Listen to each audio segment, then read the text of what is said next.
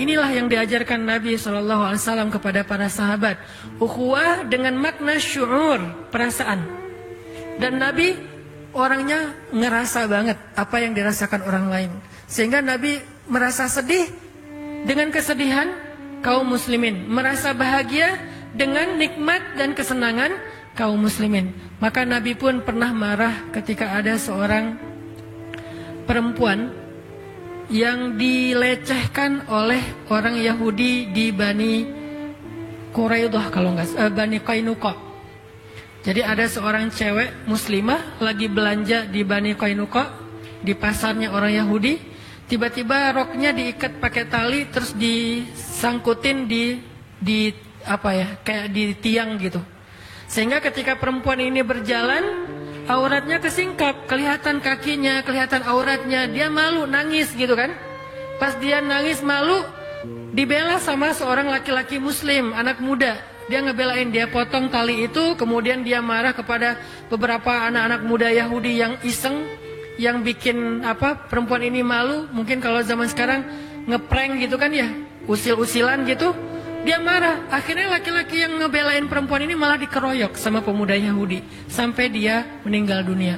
Maka Nabi langsung marah, kemudian mengatakan, sekarang kita akan menuntut keadilan kepada Bani Qainuqa. Datanglah Nabi mengepung benteng Bani Qainuqa sampai akhirnya mereka diusir dari kota Madinah. Kenapa? Karena Nabi itu ngerasain apa yang dirasakan perempuan, malunya. Nabi itu ngerasain apa yang dirasakan keluarga laki-laki yang terbunuh tadi. Betapa mereka sedih dan merasa kehilangan, sehingga keadilan harus ditegakkan. Itu namanya ukhuwah. Dalam konteks yang lebih sempit, kita belajar pelan-pelan merasakan kesulitan yang sedang dirasakan saudara kita, merasakan malu yang dirasakan oleh saudara kita, menjaga perasaan. Makanya Nabi pernah menyampaikan beberapa contoh, diantaranya dalam kitab Riyadhus Shalihin itu ada tuh, larangan mempermalukan saudaranya di depan dia. Salah satu hadisnya, janganlah kalian mencela orang yang buang angin. Sampai itu dibahas dalam hadis. Janganlah kalian mencela orang yang buang angin. Kenapa kalian mencela dan mentertawakan sesuatu yang kalian lakukan juga? Jadi nggak boleh diketawain. Kenapa kok Nabi sampai menyampaikan hadis ini? Gara-gara dalam satu majelis, namanya juga orang mungkin lagi nggak enak badan kali ya. Dalam satu majelis ada seorang laki-laki, buang angin dan kedengaran. Yang lain kan jadi ketawa ya. Dan itu kan kayak otomatis gitu kan. Yang lain pada ketawa, dia malu karena kayak ya aib banget kan. Terus yang lain pada ketawa, dia malu banget. Dia kayak udah nggak tahu harus buang muka kemana gitu kan ya. Terus Nabi langsung menetralisir keadaan dengan mengatakan, janganlah kalian mencela atau mentertawakan orang yang buang angin. Kenapa kalian mentertawakan sesuatu yang kalian juga melakukannya? Artinya semua orang punya masalah yang sama, cuman mungkin ada yang nggak sengaja gitu di tempat umum dan seterusnya, sehingga nggak usah dibahas, nggak usah diketawain. Saya juga pernah kayak gitu, lagi kajian, tiba-tiba di soft paling depan ada seorang akhwat nggak sengaja buang angin dan bunyi. Sebelah-sebelahnya udah pada dengar tuh. Terus mereka kayak langsung nyari tersangka gitu kan. Mana gitu kan ya. Saya juga dengar, saya aja yang duduknya di sini tuh dengar. Apalagi yang di sebelahnya kan. Saya dengar dan saya tahu orangnya. Tapi saya nggak mau ngelihat ke arah dia. Supaya apa? Ke distract langsung. Gak usah dibahas, gak usah difokus, gak usah di zoom in, gak usah di capture ya. Udah biarin aja. Terus akhirnya saya kayak langsung ngedistract dengan kajian dengan cerita-cerita, dengan orang yang tadinya noleh-noleh gitu ngelihat siapa. Karena saya membolkan lagi, kayak dipertegas lagi kajiannya, ceritanya, nadanya dinaikin lagi dikit, akhirnya orang lagi jadi fokus dan lupa. Dia yang tadinya hampir malu, lama-lama jadi netral dan setelah kajian udah lupa. Ini sampai segitunya diperhatikan dalam Islam, menjaga perasaan, jangan membuat orang ilfil, bete dan seterusnya. Dan itu ukhuwah banget. Dan itu nggak hanya kepada orang yang soleh, karena ukhuwah itu tidak hanya berlaku kepada orang yang sudah sama-sama ke masjid, orang yang sudah sama-sama sholat, bahkan kepada orang yang belum ke masjid, belum hijrah pun itu tuh dijaga Supaya apa? Jangan sampai bikin dia ilfil dengan kebaikan sehingga dia semakin ngegap, semakin berjarak, semakin menjauh dari kebenaran. Islam itu harus mampu Muslim itu ya'lif wa yu'laf. Orang Islam itu dia mudah merangkul dan mudah juga dirangkul. Itu orang Muslim banget tuh. Kalau sulit merangkul, sulit dirangkul, artinya dia kayak sombong, dia tuh eksklusif, dia itu bikin jarak, ngegap banget dengan orang lain. Dia bukan ciri-ciri Muslim sejati. Muslim itu ya'lif wa yu'laf. Dia mudah merangkul orang, yuk bareng yuk. Enggak terlalu jaim, dia juga mudah dirangkul orang. Kalau diajak orang mau, enggak terlalu ngerasa kita kan beda, enggak kayak gitu. Dan Nabi gitu banget. Makanya Nabi itu sangat menjaga perasaan supaya terjaga ukhuwah. Pernah Nabi lagi kayak duduk bareng dengan sahabat-sahabat yang miskin lah ya. Sahabat-sahabat miskin ini kalau makan roti, rotinya tuh keras. Bahasa Arabnya qadid. Qadid itu artinya roti keras yang udah lama. Kalau pengen dimakan gak bisa langsung dimakan, harus direndam dulu pakai air. Saking kerasnya udah kayak kerupuk gitu. Nah itu namanya qadid. Nabi duduk di antara orang-orang miskin yang lagi kayak mau makan qadid gitu. Terus pas Nabi duduk di antara mereka, mereka jadi sungkan. Aduh gak enak nih. Masa kita mau ngasih roti kayak gini buat Nabi, buat Rasulullah. Terus gimana dong, kita gak sanggup beli roti yang lembut. Terus Nabi tersenyum mengatakan, saya adalah anak seorang perempuan yang biasa makan qadid. Saya anak seorang perempuan, ibu saya tuh adalah pemakan qadid. Jadi kita udah biasa makan kayak gini di rumah. Maksud Nabi apa? Biar gak ada gap antara beliau dengan orang-orang yang lagi ngajak beliau makan. Itu namanya yu'laf, mudah diajak barengan, gak terlalu ngegap. Jalan lagi tuh Nabi bareng dengan orang miskin. Ketemu orang miskin, mereka pada sedih gitu ya. Nabi bilang, tahu nggak, orang miskin itu masuk surga 500 tahun lebih dulu daripada orang kaya. Oh gitu ya Rasul. Akhirnya mereka semangat. Bukan semangat dalam kemiskinan ya. Maksudnya semangat untuk nggak pede, nggak baperan, nggak kemudian pesimis, jadinya menjauh dari rombongan atau dari orang-orang banyak. Jadi dibangkitkan semangatnya. Ketemu sama penggembala. Nabi bilang apa? Tidaklah Allah mengutus Nabi kecuali pernah menjadi penggembala. Jadi yang penggembala juga merasa kayak pride gitu. Wah ternyata profesi kita tuh profesi para Nabi. Ketemu dengan orang kaya. Tidak ada kecemburuan kecuali kepada dua orang. Satu orang berilmu, satu lagi orang kaya yang banyak berinfak. Jadi semua orang bisa dibahagiakan hatinya oleh Nabi. Nggak ada yang ngerasa ketemu Nabi bete, itu nggak ada. Saya belum pernah mendengar cerita ada orang bete ketemu Nabi, itu nggak ada. Yang ada lagi bete ketemu Nabi bahagia, itu banyak tuh. Yang tadinya bete banget di rumah, pas ketemu Nabi happy. Pas balik ke rumah bete lagi, itu banyak. Salah satunya adalah Hanzalah. Hanzalah lagi sedih duduk sendiri. Datang Abu Bakar. Abu Bakar nanya, kaifa asbahta ya Hanzalah? Gimana keadaan kamu pagi ini wahai Hanzalah? Hanzalah ngelihat Abu Bakar dan bilang, nafaqah Hanzalah, kata Hanzalah. Hanzalah itu munafik, tahu nggak kamu? Abu Bakar bingung. Kaifa dzalik? Kenapa kamu ngomong kayak gitu? Kenapa kamu merasa diri kamu munafik wahai Hanzalah? Kata Hanzalah, wahai Abu Bakar, saya tuh kalau ketemu Nabi bahagia. Kalau ketemu Nabi iman saya naik. Kalau ketemu Nabi saya tuh jadi semangat beramal soleh. Saking iman saya lagi naik, saya merasa diri saya tuh jadi orang yang paling soleh di muka bumi. Saking saya ngerasa jadi orang soleh, seolah-olah dari tempat duduk saya tuh bisa ngelihat surga kalau lagi dekat sama Nabi. Tapi kalau saya pulang ke rumah, saya ketemu dengan keluarga saya, dengan anak saya kerja, maka iman saya drop sampai seolah-olah saya bisa melihat neraka dari tempat duduk saya.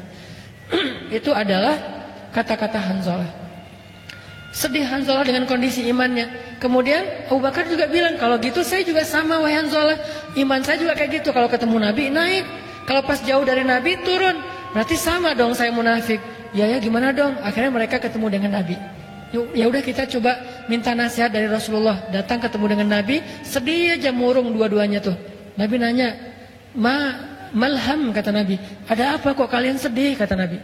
Kata mereka, ya Rasulullah, kami merasa diri kami udah munafik. Hah? Kenapa kok kalian ngerasa gitu? Kata mereka, kalau ketemu engkau, hati kami merasa imannya bertambah. sehingga kami semangat beramal soleh. Tapi kalau jauh darimu, iman kami drop dan kami jadi mudah berbuat dosa dan jauh dari Allah. Nabi kemudian tersenyum, memberi mereka nasihat. Tahu nggak, seandainya iman kalian kondisinya stabil terus seperti kalian ketemu saya, maka kalian akan berjabat tangan dengan malaikat dan malaikat akan menemani kalian pergi kemanapun kalian pergi. Malaikat akan nemenin. Tapi kata Rasul, sa'atan fasaatan. Iman itu memang kayak gitu. Ada sa'ah waktunya turun, ada waktunya naik. Jadi Nabi itu kayak menghibur dan mencoba untuk menguatkan mereka. Bukan malah, oh berarti emang benar sih kalian munafik. Enggak digituin sama Nabi. Dasarnya kalian emang gitu ya, kalau ketemu saya aja imannya naik, berarti kalian gak jujur sama Allah. Taubat kalian, istighfirullah, bertobat minta ampun sama Allah. Enggak, Nabi itu enggak gitu. Enggak dimarahin, enggak digalakin. Malah Nabi tersenyum dan bilang, sa'atan fasaatan. Memang harus ada prosesnya. Kadang iman naik, kadang iman turun, tapi berusaha terus ya, jangan menyerah. Kayak gitu. Ini menunjukkan bahwa Nabi itu selalu bisa bikin orang happy. Itu ukhuwah. Bisa enggak kita jadi orang yang kayak gitu? Kemana kita pergi, orang di sekeliling kita itu malah jadi happy. Dan itu buat saya juga jadi kayak agenda atau PR besar buat pribadi saya. Kadang-kadang kita tuh jangankan orang lain ya, keluarga aja nggak bisa kita bikin happy terus. Malah yang lebih parah lagi, sebelum kita datang perasaan keluarga tadi lagi happy, begitu kita datang bete semuanya ya. Nuntut ini, nuntut itu, nyalahin ini, nyalahin itu, kan berarti kita belum benar. Belum menjaga nih persaudaraan, belum jaga perasaan orang lain, belum bisa ngerasain apa orang yang rasakan. Padahal Nabi sebaliknya. Kalau Nabi, orang yang benci sama beliau, ketemu beliau jatuh cinta. Orang yang benci sama beliau, orang yang bete ketemu beliau happy. Kalau kita sebaliknya, orang happy ketemu kita jadi bete. Nah ini yang kita coba belajar dari Nabi. Kok bisa Nabi orangnya tuh kok nyenengin banget gitu. Orangnya tuh asik banget. Masih ingat cerita pernikahan Nabi dengan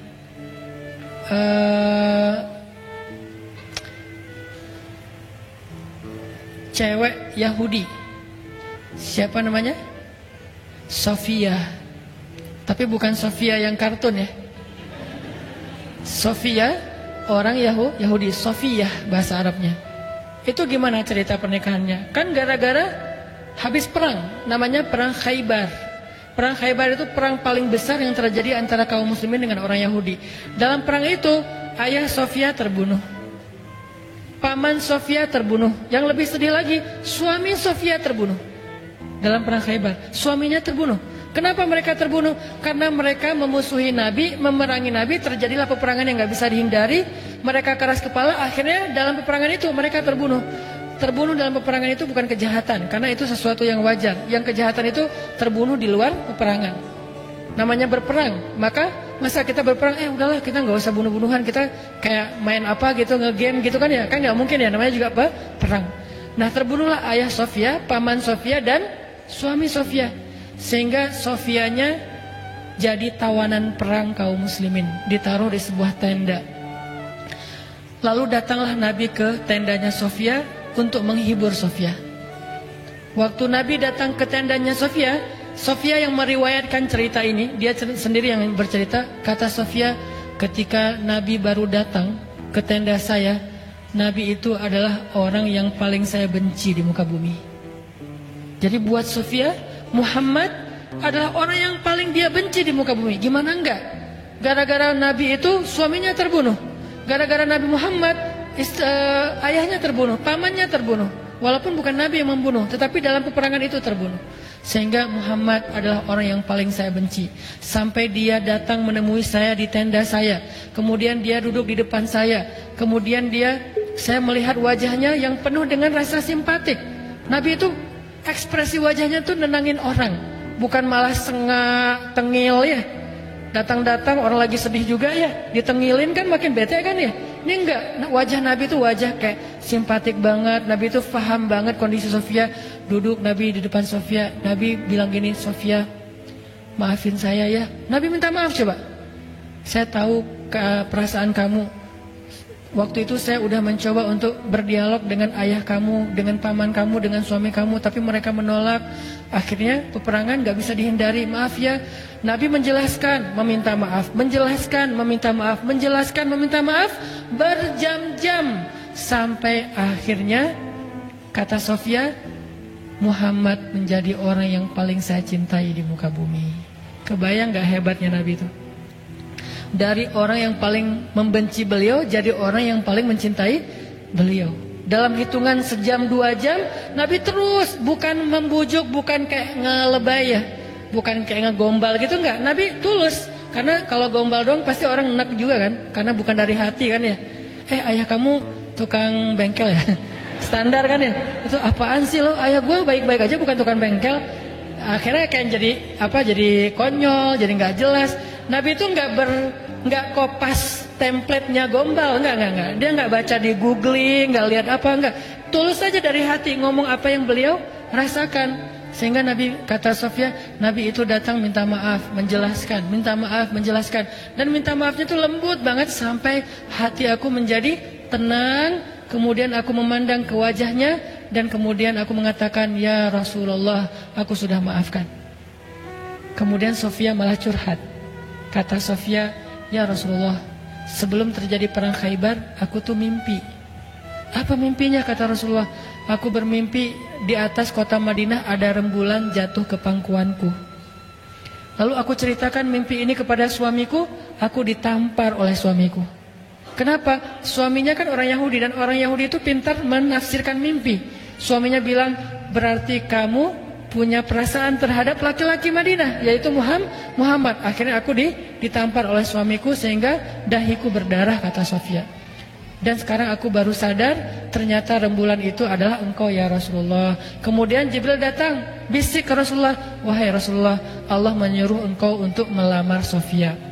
Rasulullah tadi datang bukan mau melamar loh. Jibril ada yang datang bisikin ya. Rasulullah datang tuh tulus pengen menghibur, tapi kata Jibril, dan itu perintah Allah, lamar Sofia. Nabi kemudian, oh gitu ya.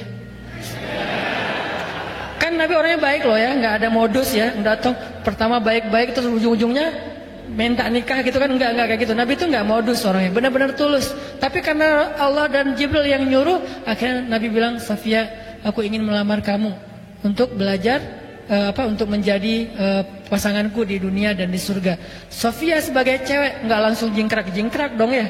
Kan cewek itu gengsinya tinggi kan, dia jual mahal gitu. Oh, ya udah saya pikir-pikir dulu gitu kan ya. Nggak langsung nggak gitu sih. Karena kalau mereka kayak gitu nggak ada izahnya kan, nggak ada rasa harga dirinya.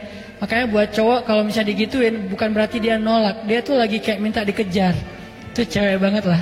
Akhirnya Sofia, ya udah saya pikir-pikir dulu. Besoknya Nabi datang lagi, Sofia sudah memberikan jawaban. Besoknya Nabi, maka nikahlah, jadilah Sofia salah satu di antara pendamping Nabi di dunia dan di surga. Di sini ada pelajaran penting, gimana Nabi itu orangnya empati banget dengan perasaan orang lain sampai bisa menenangkan hati orang, dan akhirnya orang itu menjadi malah mencintai beliau. Dari yang membenci jadi mencintai. Dan itu bukan cuma Sofia. Ada lagi nanti cerita orang yang pengen bunuh Nabi kan. Dia datang jauh-jauh bawa pisau yang udah beracun, dipakein racun, kalau kena walaupun gak nusuk juga, asal kegores saja itu bisa jadi orang keracunan dan kemudian meninggal. Dia datang pengen bunuh Nabi, tapi Allah sudah melindungi Rasulnya sehingga dia ketangkap sama sahabat. Lalu dia diikat di salah satu tiang Masjid Nabawi. Jadi dulu Masjid Nabawi juga berfungsi sebagai penjara, diikat di tiang masjid. Nabi tahu itu pembunuh, orang yang mau membunuh beliau, tapi setiap Nabi ke masjid, Nabi sengaja ngelewatin jalan yang sampai bisa ketemu dengan orang itu. Jadi bukan langsung masuk ke masjid, muter dulu. Pas ketemu nama dia, Nabi nyapa gitu. Gimana keadaan kamu? Pertama dia marah, tahu diikat, nanya keadaan. Marah kan? Oh ya udah, Nabi masuk lagi. Terus Nabi nyamperin lagi, kasih minum. Gimana keadaan kamu? Tahu. Terus masuk lagi. Besok lagi kayak gitu, sampai beberapa hari, lebih dari seminggu. Setiap hari Nabi nyamperin dia, setiap hari Nabi nanya keadaan dia, setiap hari Nabi ngasih dia minum, ngasih dia makan. Sampai setelah beberapa hari digituin dengan akhlak Nabi yang lembut, wajah Nabi yang berseri-seri, Nabi nanya, gimana keadaan kamu? Dia bilang, baik Muhammad. Berarti udah hatinya udah tenang nih. Nabi bilang ke sahabat, lepaskan ikatan dia, karena dia udah tenang sekarang. Dilepasin ikatannya, kemudian Nabi ngobrol sama dia. Nabi kemudian mengajak dia untuk sama-sama merenungkan supaya nggak jadi orang yang memusuhi Nabi lagi. Nabi mencoba mengambil hatinya. Setelah beberapa lama Nabi bicara dengan dia, kemudian dia mengatakan, wahai Muhammad, dulu engkau adalah orang yang paling saya benci dan ingin saya bunuh. Maka sekarang setelah melihat akhlakmu, engkau adalah orang yang paling saya cintai dan saya ingin menjadi pembelamu. Sampai berubah. Saya ingin masuk Islam, wahai Muhammad. Bagaimana caranya? Akhirnya Nabi mengatakan, caranya, maka sekarang kamu harus mandi dulu, kemudian kamu pulang ke rumahmu, kemudian diberikan beberapa bekal yang harus dia lakukan, sampai dia balik lagi. Setelah itu kemudian dia menjadi seorang muslim. Ini nih akhlak, menjaga ukhuwah. Bahkan kepada orang yang belum dapat hidayah. Kenapa? Karena hanya dengan akhlak jalan seseorang untuk pulang kepada Allah. Kalau dia udah ilfil duluan dengan akhlak kita, bagaimana dia akan kembali kepada Allah? Ngelihat jalan kembali kepada Allah itu kayak serem gitu. Dan di sepanjang jalan itu banyak orang galak. Males balik ke Allah. Kenapa? Banyak orang galak di jalannya. Baru jalan selangkah udah dimarah-marahin. Jalan 2 langkah dimusuhin. Jalan 3 langkah dituduh masuk neraka. Belum juga mau kembali ke Allah sudah masuk neraka. Akhirnya balik lagi deh gua. Daripada gua dimarah-marahin di sana, mending gua di sini aja diterima sama lingkungan gua yang sekarang, kan gitu ya. Maka ternyata salah satu rahasia dakwah Nabi, beliau itu ya'lif wa yu'laf. Beliau itu mudah merangkul orang lain dan juga mudah untuk dirangkul oleh orang lain. Arti mudah dirangkul itu bukan dipengaruhi, tetapi mudah sekali kalau orang mengajak beliau kepada kebaikan atau untuk menolong, maka Nabi pasti akan menolong. Ini adalah contoh Nabi menjaga ukhuwah. Sehingga menjaga ukhuwah itu menjadi salah satu di antara risalah ataupun misi utamanya Rasulullah SAW dalam berdakwah. Lalu nanti kita juga baca di dalam Al-Quran banyak banget ayat-ayat tentang menjaga ukhuwah. Di antaranya cara menjaga ukhuwah itu adalah dengan berbaik sangka. Allah berfirman, ya ayyuhalladzina amanu jtanibu katsiran minadh-dhann inna ba'dadh-dhanni itsmun. Wahai orang yang beriman, jauhilah sebagian besar prasangka. Inna ba'dadh-dhann itsmun, karena sebagian besar prasangka itu adalah dosa. Allah mengajarkan tentang berprasangka baik, dan kemudian Rasulullah dan para sahabat mencoba untuk mempraktekannya dalam kehidupan mereka. Lalu muncullah cerita-cerita indah tentang berprasangka baik. Salah satunya terjadi kepada, kalau nggak salah namanya Tolha. Tolha ini adalah sahabat Nabi yang kaya lalu jatuh miskin. Ketika dia kaya, dia punya temannya banyak. Setiap malam rumahnya itu dipenuhi oleh teman-temannya. Pada datang ke rumahnya makan, pada datang ke rumahnya curhat, pada datang ke rumahnya minjem uang, pada datang ke rumahnya minta ditolong. Itu Tolha, rumahnya ramai banget karena gara dia banyak membantu orang lain. Tapi begitu dia jatuh miskin, rumahnya sepi, nggak ada yang datang. Teman-temannya pergi menjauh dari dia, sehingga istrinya mengeluh. Kata istri Tolha, Tolha, sekarang kamu tahu kan, ternyata teman-teman kamu itu nggak ada yang tulus mencintai kamu, nggak ada yang jadi sahabat sejati. Dulu aja ketika kamu kaya, mereka sering datang ke rumahmu. Sekarang giliran kamu jatuh miskin, mereka udah nggak pernah lagi datang kepadamu. Wajar nggak kata-kata ini? Wajar. Bahkan mungkin kita pernah ngerasa kayak gitu. Tapi tahu nggak jawaban Tolha kayak gimana? Ketika istrinya mengeluh seperti itu, Tolha mengatakan, justru mereka itu teman yang sangat pengertian, kata Tolha. Istrinya bingung, pengertian gimana maksud kamu? Dulu ketika aku punya banyak uang, mereka merasa nyaman meminta tolong kepada aku karena itu tidak akan memberatkan aku. Aku punya banyak harta, jadi menolong mereka ringan buat aku. Sekarang ketika aku sudah gak punya apa-apa, mereka merasa kasihan dan gak tega merepotkan aku dengan meminta tolong, maka mereka tidak datang lagi ke rumahku. Lihat angle yang diambil oleh Tolha. Indah banget ya. Dia bisa menemukan satu angle berpikir yang akhirnya dia menyimpulkan yang baik tentang temannya.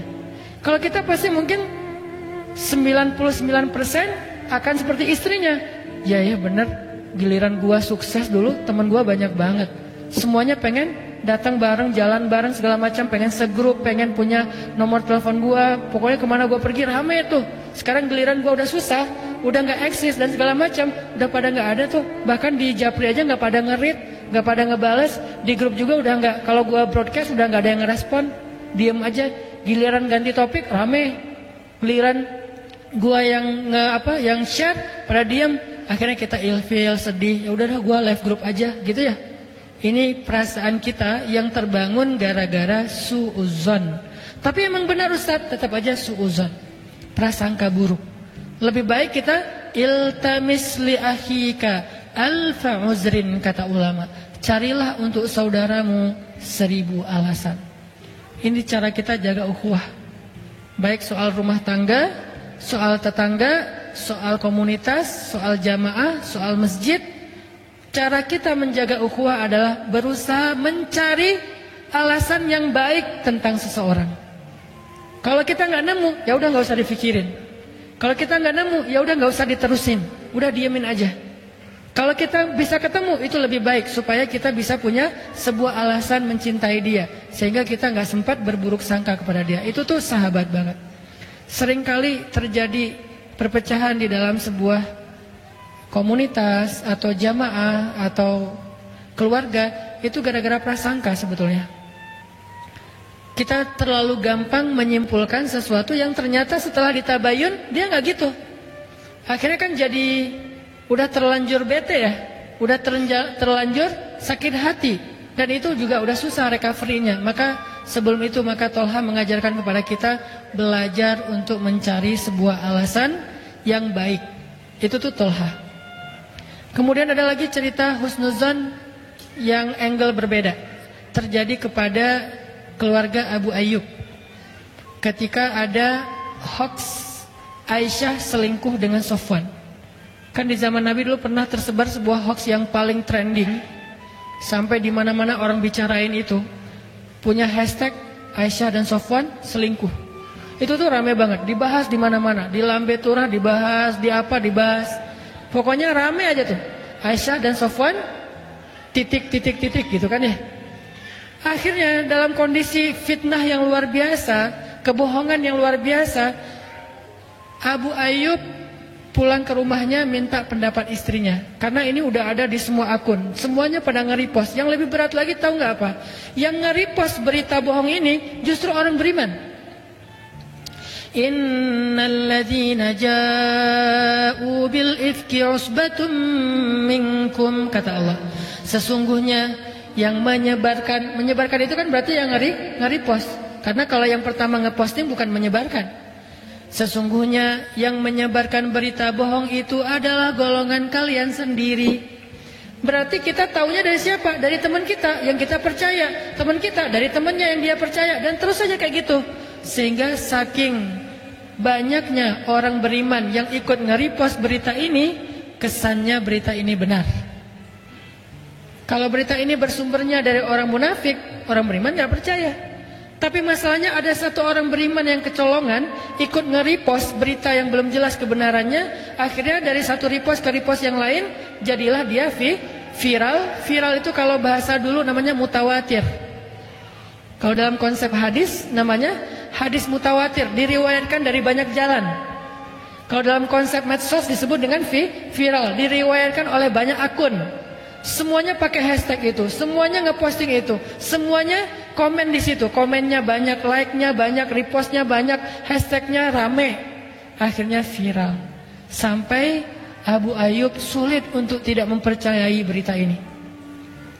Pulanglah Abu Ayyub ke rumahnya, nanya ke istrinya, "Wahai istriku, kamu udah dengar belum berita tentang Aisyah dan Sofwan?" Kata istrinya, "Udah." "Emangnya kenapa?" "Gak nyangka ya," kata Abu Ayyub. Kita banget ya. Kasihan ya Rasulullah ya, gitu kan? Gak pernah kebayang ya Aisyah sama Sofwan bisa kayak gitu. Langsung istrinya kaget. Ternyata Abu Ayyub hampir percaya dengan berita bohong ini. Langsung istrinya mengatakan, "Wahai Abu Ayyub, gimana perasaan pendapat kamu kalau ada yang mengatakan saya selingkuh?" Kata Abu Ayyub, Astagfirullahaladzim, innalillah, gak mungkin saya percaya. Kamu kan perempuan yang baik, perempuan yang beriman, perempuan yang soleh. Kamu mencintai saya, gak mungkin kamu melakukan dosa seperti itu. Kamu perempuan yang menjaga kehormatan, saya gak mungkin percaya. Istrinya senyum. Wahai Abu Ayyub, kata istrinya, gimana pendapat kamu kalau ada yang mengatakan kamu selingkuh? Abu Ayyub makin kaget. Ma'azallah, bahasa kita, auzubillah, saya laki-laki yang takut pada Allah, gak mungkin saya melakukan dosa itu, gak mungkin kepikiran juga, kan saya juga mencintai kamu, gitu ya. Istrinya senyum. Terus istrinya bilang, wahai Abu Ayyub, sesungguhnya Aisyah itu lebih solehah dari saya. Kalau menurut kamu saya aja gak mungkin selingkuh, apalagi Aisyah. Sesungguhnya Sofwan lebih soleh daripada kamu. Kalau menurut kamu, kamu aja gak mungkin selingkuh, apalagi Sofwan.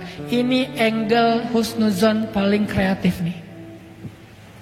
Membandingkan orang dengan diri kita. Coba kalau dosa itu, aib itu ditujukan kepada kita, kita merasa layak gak? Gak layak. Kalau menurut kita, kita aja gak layak, maka orang itu lebih gak layak lagi. Kenapa? Dia lebih soleh dari kita. Dia lebih baik dari kita. Dia lebih duluan taubat daripada kita. Dia lebih sering ke masjid daripada kita. Dia lebih sering ikut kajian daripada kita. Dia lebih menjaga harga dirinya daripada kita. Dia lebih baik bacaan Al-Qur'annya daripada kita. Cari kelebihan-kelebihan dia sampai kita merasa bahwa dia lebih daripada kita. Setelah kita menemukan bahwa dia lebih daripada kita, lalu kita simpulkan, kalau saya aja gak mungkin, apalagi dia. Ini husnuzon. Sehingga kalau kita merasa kecewa atau kaget, surprise dengan satu gosip tentang sesama kaum muslimin atau sesama ikhwah yang ada dalam satu jamaah atau satu komunitas, pakai kalau enggak caranya Tolhah, maka caranya istri Abu Ayyub.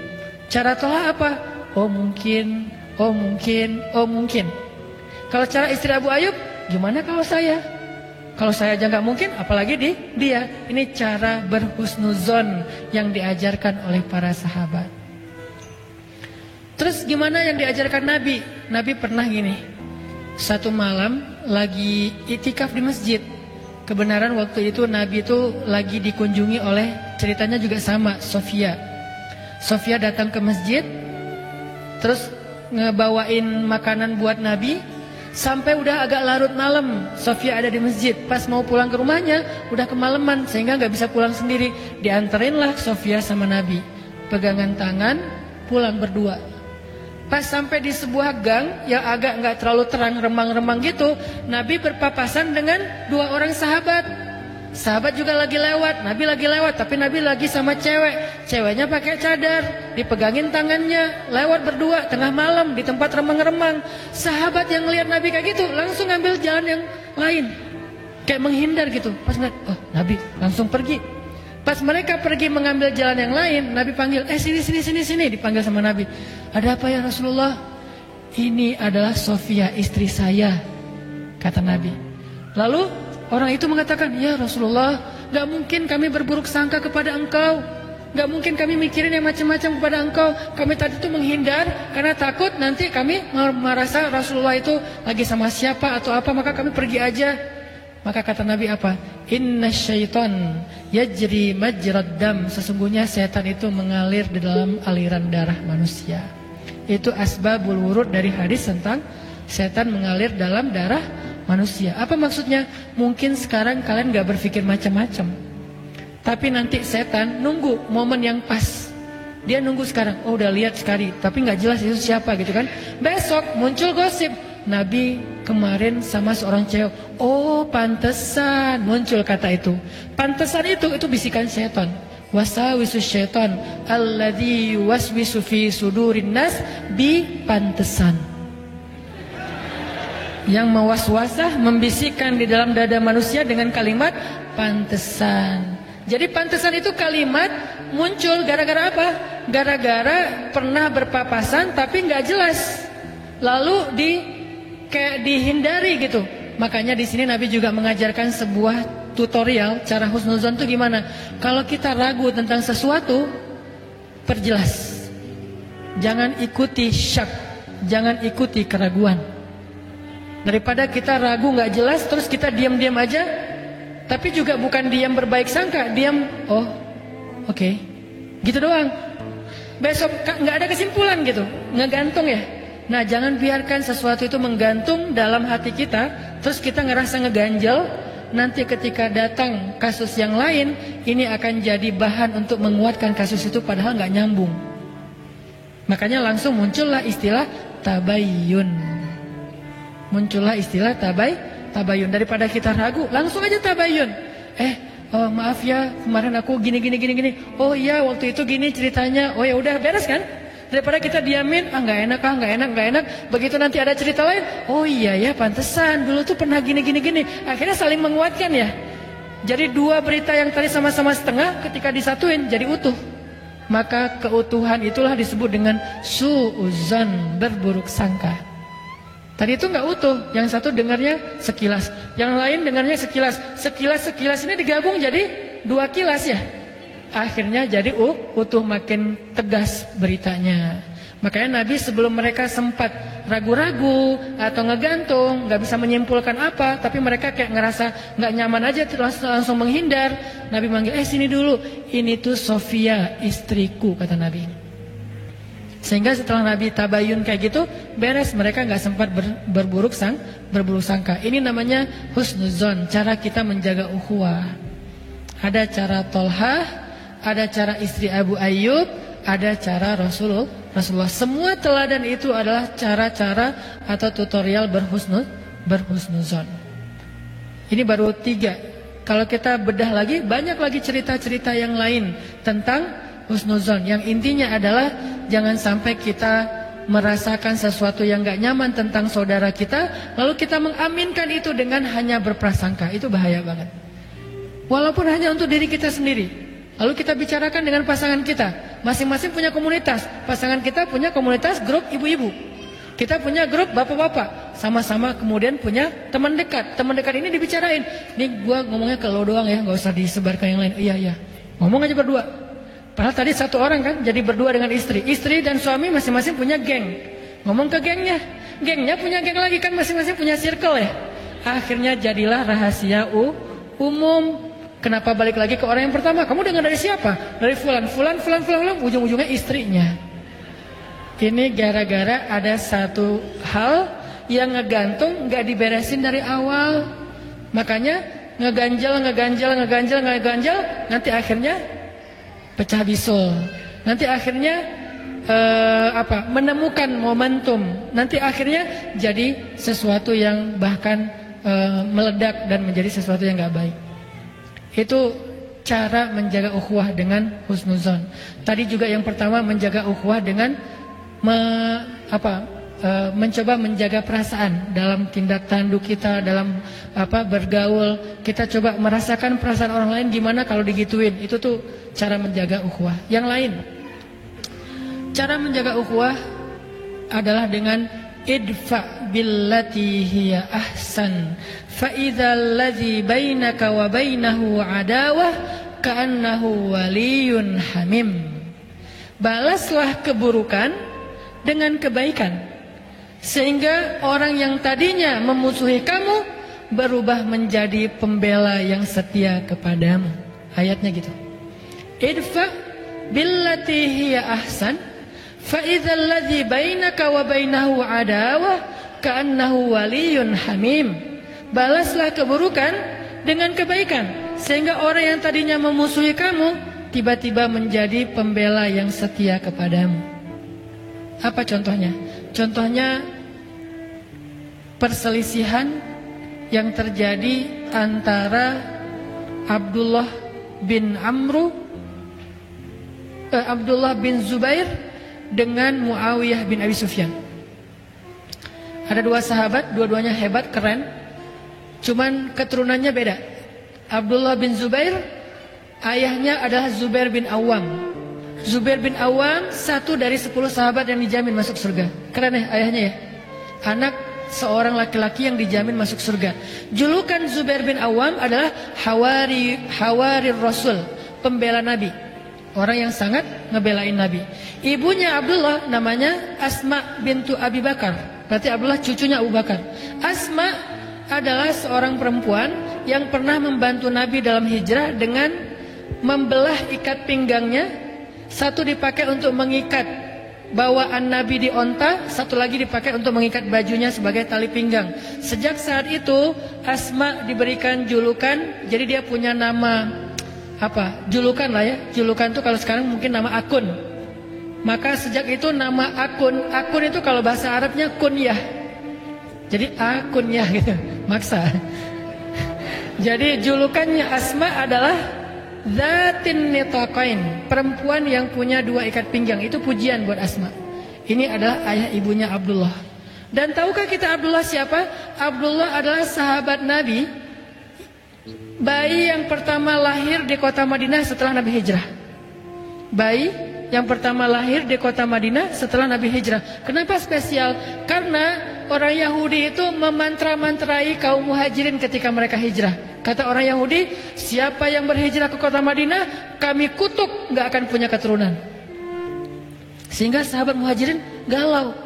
Jangan-jangan berhasil nih mantranya Yahudi. Kan Yahudi tuh banyak main sihir ya. Mereka kayak nakut-nakuti dengan mantra. Pokoknya orang-orang muhajirin gak akan ada yang punya keturunan. Maka di tahun pertama Hijriah lahirlah Abdullah yang menjadi kabar gembira bagi kaum muslimin bahwa mantra itu tidak berpengaruh kepada mereka. Dan tahukah kita Abdullah itu siapa juga? Abdullah itu anak kecil usia 7 tahun.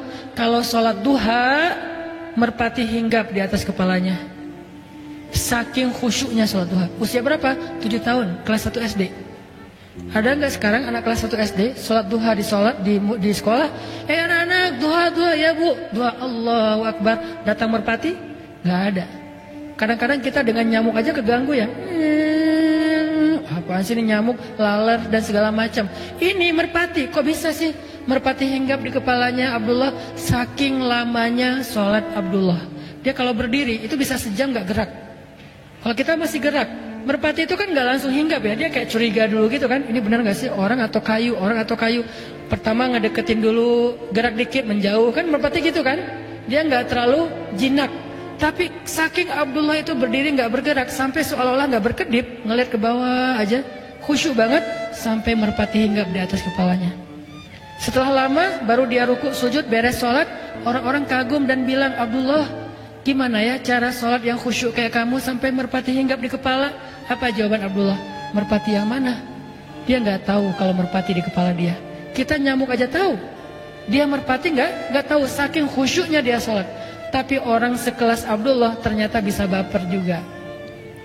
Itu tuh namanya insaniyatus sahabah, sisi-sisi kemanusiaannya sahabat. Jadi kalau kita pengen belajar dari sahabat, jangan yang sisi-sisi supernya doang. Kadang-kadang kita jadi putus asa. Ternyata mereka juga sama kayak kita. Kadang baper, ada yang bete, ada yang sahabat yang kikir, pelit, ada. Ditawarin surga nggak mau, ditawarin dunia mau, ada. Ada sahabat yang emosional, gara-gara emosi akhirnya mencela, ada. Nah dalam hal ini Abdullah lagi baper sama Muawiyah. Siapa Muawiyah? Jadi kita udah tahu seberapa istimewanya Abdullah. Sekarang bandingannya Muawiyah. Muawiyah itu anaknya Abu Sufyan, yang paling semangat memusuhi Nabi. Bahkan dalam perang Uhud, Abu Sufyan itu banyak membunuh para sahabat. Walaupun secara fisik membunuhnya Khalid, tetapi di bawah komando Abu Sufyan. Istrinya Abu Sufyan Hindun. Jadi ibunya Muawiyah Hindun, perempuan yang pernah makan hati Hamzah. Sehingga julukan Hindun Akilatul Akbad, pemakan hati. Julukan Hindun Akilatul Akbad, pemakan jantung. Suatu hari Abdullah bete sama Muawiyah gara-gara kebun mereka berdampingan. Terus ada pohon korma di kebunnya Abdullah jatuh ke kebunnya Muawiyah dan diambil sama pekerjanya Muawiyah. Dilaporin sama pekerjanya Abdullah. Akhirnya Abdullah marah-marah. Wah, zalim banget nih. Dikirimlah surat oleh Abdullah ke Syam. Waktu itu Muawiyah jadi gubernur di Syam. Abdullah jadi orang biasa di Mekah. Muawiyah jadi gubernur di Syam. Gubernur, pejabat. Dapat surat dari Abdullah. Tahu nggak isinya gimana? Ya ibna akilatil akbat, wahai anak perempuan yang pernah makan jantung. Marah-marah, mencela, menyebutkan nama ibunya Muawiyah. Wahai anak perempuan yang pernah makan jantung, kamu tuh gak tahu diri ya, pekerja kamu itu zalim kepada saya, kamu memakan uang haram dan segala macam. Dicela habis-habisan. Membaca surat dari Abdullah, Muawiyah menitikkan air mata, sedih, disebut ibunya. Padahal Hindun juga udah taubat. Hindun juga setelah masuk Islam menjadi baik Islamnya. Islamnya Hindun luar biasa. Segitu-gitunya Hindun setelah dia masuk Islam, dia itu mujahidah loh. Yang membantu jihadnya sahabat luar biasa Hindun. Cuman di masa lalunya emang ngeri banget Hindun ini. Disebut sekarang kejahatan ibunya, padahal ibunya juga sudah bertaubat. Sedih Muawiyah. Tapi walaupun dia sedih dan kecewa, Muawiyah mencoba untuk idfa billatihi ahsan, balaslah dengan yang lebih baik. Akhirnya Muawiyah tulis surat balik. Bismillahirrahmanirrahim. Assalamualaikum warahmatullahi wabarakatuh. Ya ibna hawarir rasul, wa ya ibna dzatin nitaqain. Coba balasannya. Dimarahin oleh Abdullah dengan kalimat wahai anak perempuan pemakan jantung, tapi dibalas wahai anak seorang pembela Nabi, wahai anak seorang perempuan yang punya 2 ikat pinggang. Dipuji orang tuanya oleh Muawiyah, sehingga dia mengatakan saya nggak tahu kejadian itu, saya akan minta penjelasan kepada pegawai saya. Kalau itu benar, saya akan kembalikan hakmu. Maafin saya ya, maafkan saya ya. Demi Allah saya nggak ada niat menyakiti kamu. Tapi di awalnya udah dipuji kedua orang tuanya.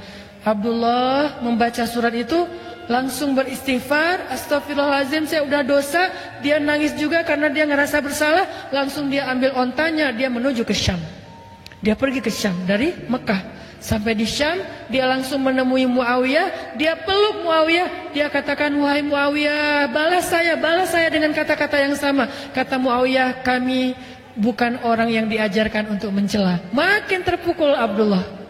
Padahal kan secara kualitasnya Abdullah ini lebih dahsyat ya. Ibadahnya dahsyat, orang tuanya orang-orang hebat, kakeknya itu Abu Bakar As-Siddiq. Tapi dikatakan kayak gitu oleh Muawiyah, seolah-olah dia diajarkan sesuatu yang dia udah lakuin itu.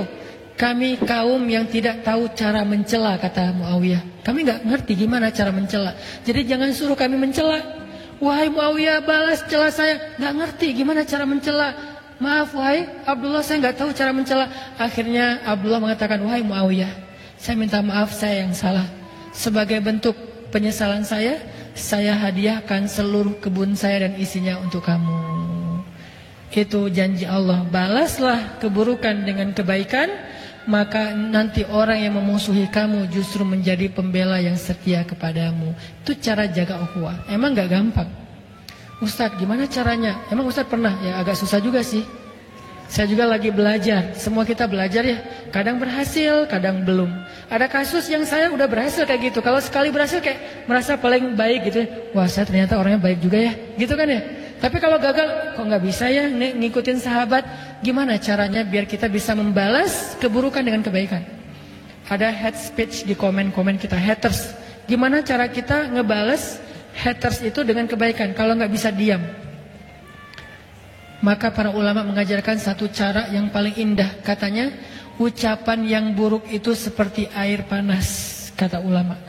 Ucapan yang buruk seperti air panas. Kalau kamu baru mendapatkan air di gelas yang masih panas airnya, maka jangan langsung diminum. Tunggu sampai dia hangat atau sejuk, baru kamu minum. Karena kalau kamu minum panas-panas, lidahmu akan terbakar. Apa maksud dari perumpamaan ini? Ucapan yang gak menyenangkan kita tuh, rasanya panas kan di hati? Jangan langsung dibales. Karena ketika kita membalas saat itu, pasti akan jadi kebakaran. Maka diamkan dulu kata-kata itu, ucapan itu sampai rasanya udah gak panas lagi di hati kita, baru balas. Pasti beda balasannya udah. Membalas ketika lagi panas dengan membalas besok atau lusa setelah udah agak sejuk, itu pasti beda. Itu cara Muawiyah membalas suratnya Abdullah. Pas dia baca dia sedih banget, dia kecewa banget, dia marah banget. Tapi dia diamin dulu. Selang beberapa hari dia udah tenang. Dia baca lagi suratnya, dia tulis balasannya. Dan balasannya jauh lebih adem daripada yang pertama. Itu teknis banget yang diajarkan ulama.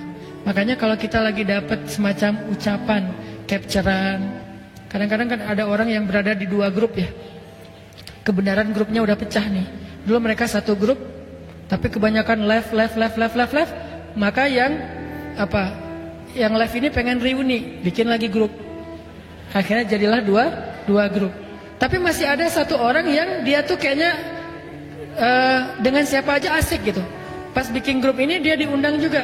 Adalah dia di dua grup. Nah pas dia ada di dua grup, dia menjadi orang yang justru kadang-kadang manas-manasin. Di grup sebelah lagi ngomongin grup sana, mereka bikin grup baru ya. Ya tuh kayaknya pasti lagi ngomongin kita segala macam. Akhirnya rame nih.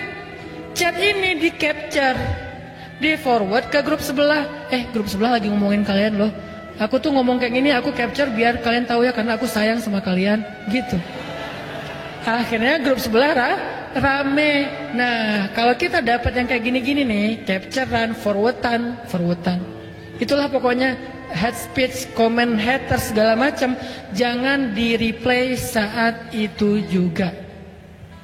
Tunggu sehari, 2 hari, pas kita udah tenang, replay kalau mau di replay. Kalau nggak mau di replay, maka kata Nabi, falyakul khairan aw liyasmut. Kalau mampu nge-replay, itu terjemahan medsos terhadap hadis ini ya.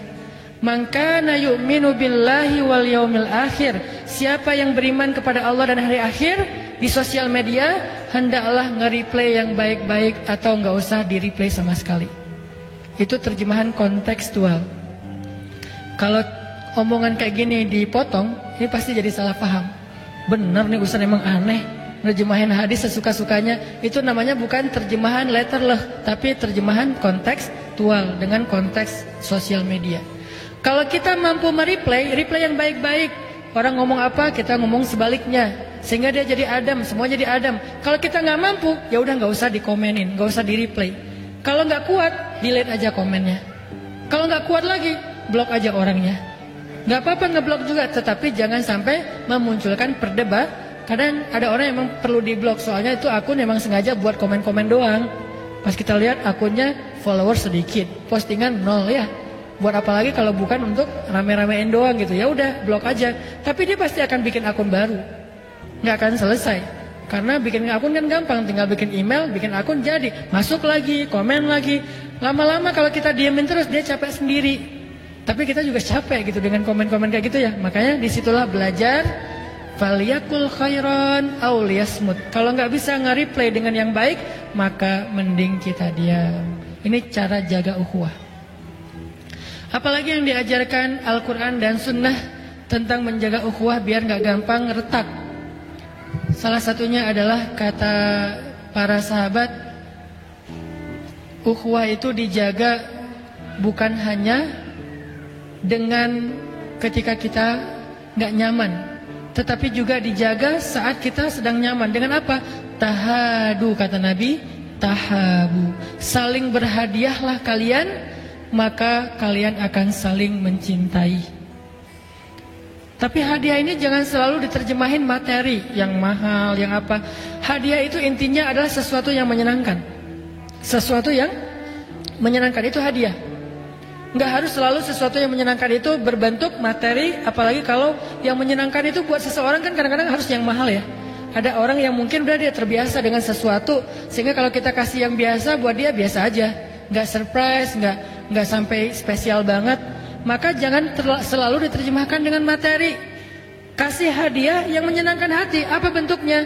Kata Nabi, qaulun ma'rufun shadaqah. Ucapan yang menyenangkan hati itu adalah sedekah, hadiah. Apa ucapan yang menyenangkan hati? Memuji dia. Tapi memuji yang tidak berlebihan. Jangan puji dia dalam urusan ibadah, itu bahaya. Pujilah dia dalam urusan yang selain ibadah, supaya tidak membuat dia riya. Puji dia atau minimal hargai ucapannya, hargai perilakunya semampu kita. Atau setidaknya beri dia hadiah dengan kata-kata yang membuat dia merasa kayak diperhatikan dan seterusnya. Itu semuanya adalah cara menjaga ukhuwah. Teman-teman sekalian, pada akhirnya Allah Subhanahu wa taala menyampaikan banyak sekali ayat kepada kita untuk tetap menjaga ukhuwah ini. Salah satu yang paling jelas itu adalah firman Allah di surat Al-Hujurat, innamal mu'minuna ikhwah. Sesungguhnya orang yang beriman itu adalah bersaudara. Maka fa'aslihu baina akhawaikum. Islahlah di antara kalian yang bersaudara kalau ada pertikaian. La'allakum turhamun, supaya kalian mendapatkan rahmat. Mudah-mudahan kita termasuk orang-orang yang bisa menjaga ukhuwah dengan cara-cara tadi. Pertama, jaga perasaan. Kedua, saling berbaik sangka. Ketiga, apalagi? Mencoba untuk membalas dengan yang lebih baik dari apa yang kita dapatkan. Keempat, mencoba membahagiakan hati dengan hal-hal yang menyenangkan. Bahkan satu lagi yang kelima adalah, saya lupa, ini yang paling penting justru, mendamaikan. Islah Zatil bain, mendamaikan. Itu pahalanya gede banget. Apa pahala mendamaikan? Kata Nabi, sesungguhnya mendamaikan dua orang yang bertikai lebih aku sukai daripada melakukan iktikaf sepanjang malam atau sepanjang hari di Masjid Nabawi. Mendamaikan. Iktikaf di Raudhah masih lebih baik mendamaikan di antara dua orang yang bertikai. Jadi kalau kita ngelihat ada dua orang yang kayak berbeda pendapat atau jadi saling baper-baperan, kita ambil jalan sebagai penengah. Gimana mendamaikan? Kita coba untuk menyenangkan hati keduanya dan membangun lagi hubungan di antara mereka. Sampai saking pentingnya mendamaikan orang yang sedang bertikai, dalam Islam demi mendamaikan kita dibolehkan berbohong. Ada 3 dusta yang dibolehkan dalam Islam. 1, dusta dalam strategi perang. Gak boleh jujur kepada musuh dalam peperangan. Masa kita mau buka-bukaan ya, strategi kami begini. Jumlah pasukan sekian. Kalian udah tahu? Udah ya. Jadi kami gak bohong ya. Gak bisa. Dalam peperangan tuh al-harbu khida. Perang itu tipu muslihat kata Nabi. 1. 2, berbohong tentang masa lalu kepada pasangan kita dengan niat biar mau bertaubat, bukan mau yang macam-macam ya. Jadi kalau misalnya kita udah nikah, jangan ngomongin tentang masa lalu. Dulu tuh saya punya 10 pacar. Satunya kita rata-rata pacaran sih 2 tahun. Berarti udah 20 tahun pacaran. Gak usah dibahas. Cukup lama juga sih kita pacaran dan lumayan akrab banget. Apa sih yang gak pernah kita lakuin bareng? Sampai gitu-gitu banget, gak usah. Diamin aja. Kalau perlu kita berdusta, gak pernah, gak ada apa-apa. Supaya apa? Supaya gak menyakiti pasangan. Tapi bukan mau ada macam-macam ya. 2. Yang ketiga, berbohong untuk mendamaikan 2 orang yang bertikai. Itu dibolehkan dengan syarat tidak berlebihan dan tidak justru memunculkan masalah yang baru. Misalnya tadi di sebelah ngomongin yang ini, kita bilang enggak kok, mereka enggak lagi ngomongin kalian. Nah, ini namanya berbohong kan? Padahal kita tahu. Supaya apa? Supaya mereka bisa berdamai. Mudah-mudahan 5 tips ini bisa menjadi cara kita untuk menjaga ukhuwah kita di musyawarah, menjaga ukhuwah kita di komunitas-komunitas kita, di masjid-masjid kita, di tetangga kita, di masyarakat kita, dan yang paling luas dan penting di sosial media kita. Barakallahu fikum, billahi taufiq wal hidayah. Wassalamualaikum warahmatullahi wabarakatuh.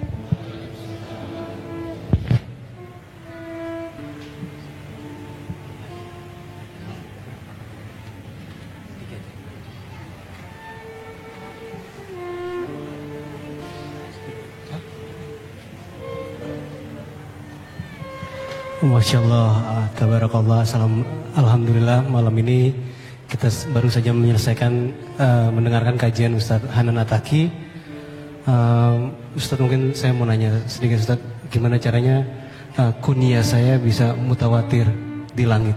Juga bener ya Ustadz? Kunyah mutawatir.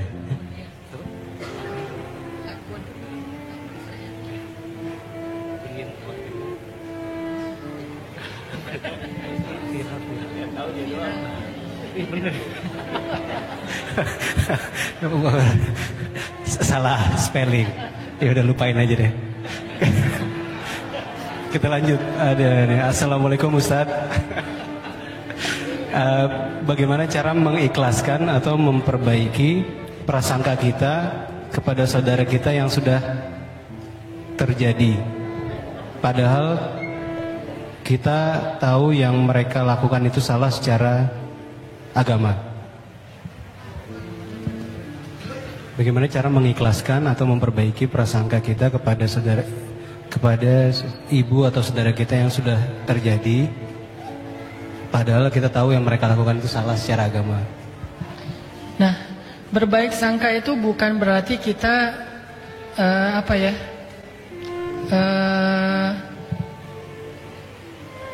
menutup mata dari sebuah kesalahan, bukan. Seolah-olah nggak ada salahnya, benar semua gitu, nggak gitu-gitu juga sih. Kita ada kaidah berpikir yang diajarkan oleh Umar bin Khattab. Kata Umar, nahnu nahkum bizzawahir, kami berhukum dengan yang tampak. Kami berhukum dengan yang tampak. Apa maksudnya? Kami hanya menilai sesuatu yang terlihat, tidak menilai sesuatu yang tidak terlihat. Artinya kalau yang kita lihat itu emang salah, dosa, ya udah kita perbaiki. Jangan sampai kita udah ngelihat salah, dosa, kita menyimpulkannya sesuatu yang nggak terlihat. Oh nggak kok, pasti ini nggak juga sih. Pasti niatnya baik, jelas-jelas dia buat dosa, kita bilang niatnya baik. Mungkin niatnya baik tapi tetap aja salah. Makanya kalau kita melihat kesalahan, maka tugas kita adalah mencegahnya atau memperbaikinya. Kalau belum terjadi, cegahlah kemungkaran dengan 3 cara.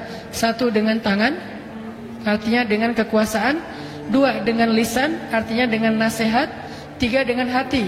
Salah satunya adalah kita nggak suka minimal dengan kemungkaran itu. Dan itu selemah-lemah iman. Jadi kalau misalnya kita ngelihat keluarga kita atau sahabat kita jelas-jelas bikin dosa, maka tugas kita menasihatinya. Tapi nasihatilah dengan bil mau'izatil hasanah, dengan cara yang baik. Arti cara yang baik kita jaga, jangan sampai kita mencela, jangan sampai kita menjudge, jangan sampai kita berlaku sombong kepada dia. Nasihatnya khusus hanya masalah yang lagi kita bahas, nggak usah ngembang kemana-mana, nggak usah jadi melebar kemana-mana.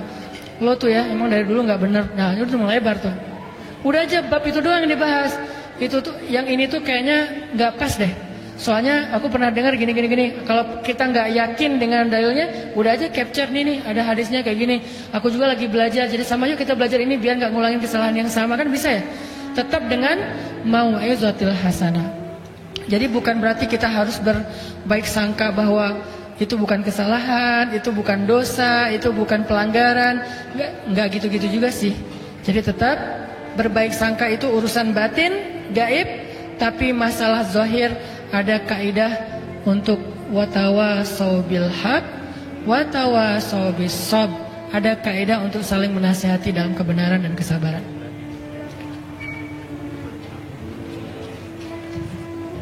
Oke, terima kasih banyak Ustaz atas jawabannya.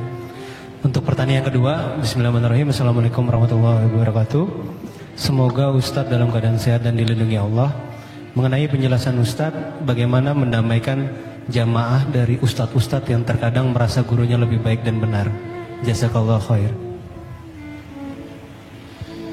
Merasa gurunya lebih baik itu hak ya. Semua orang boleh merasa bahwa gurunya, pendapatnya lebih tepat, bukan lebih benar. Karena insya Allah semuanya benar, cuman ada yang tepat dan yang keliru. Merasa pendapat dia lebih tepat, merasa guru dia lebih kompeten, merasa guru dia lebih bijaksana, itu hak.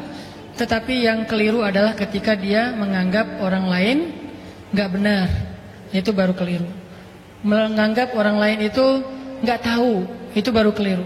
Menganggap orang lain itu nggak layak, itu baru keliru. Kita boleh merasa bahwa saya belajar di Al-Azhar, saya bangga banget dengan Al-Azhar.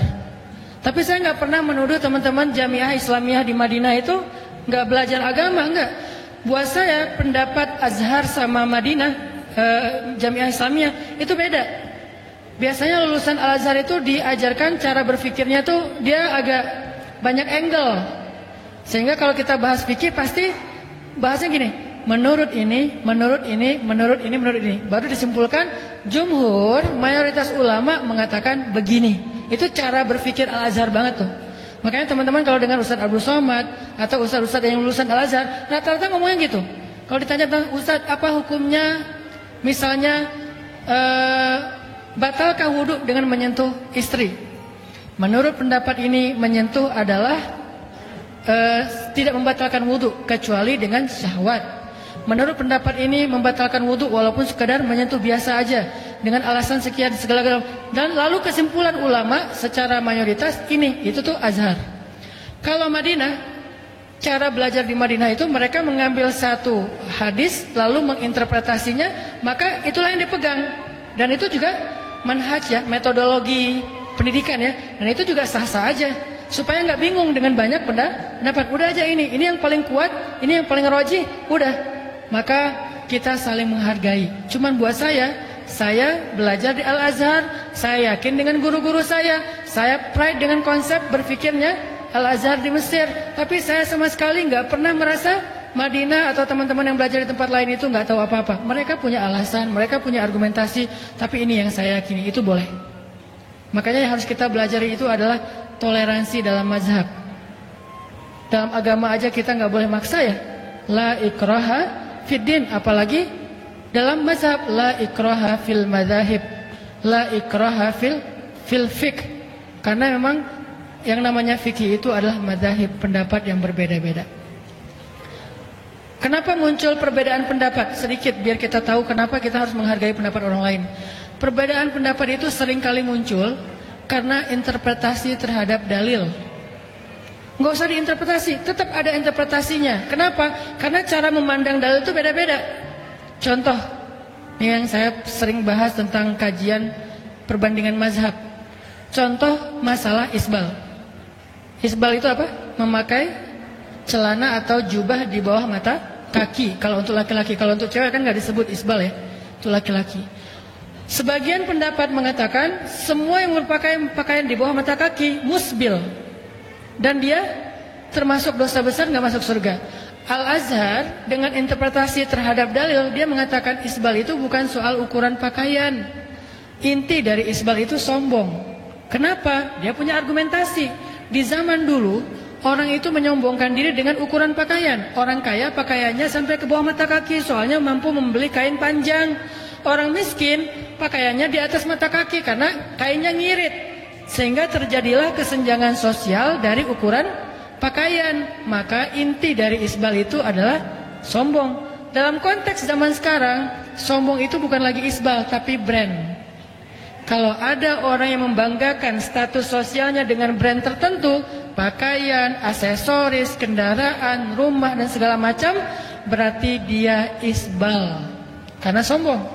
Tapi kalau brand-brand itu dia pakai karena lebih kepada kenyamanan, kebutuhan, maka innamal a'malu binniyat, tergantung niatnya. Berarti dia boleh-boleh aja pakai brand itu. Kenapa? Emang brand ini bagus, kualitasnya bagus, kalau dipakai, kalau baju juga nyaman misalnya, kalau kendaraan juga safety-nya lebih terjamin daripada yang biasa misalnya, maka nggak masalah.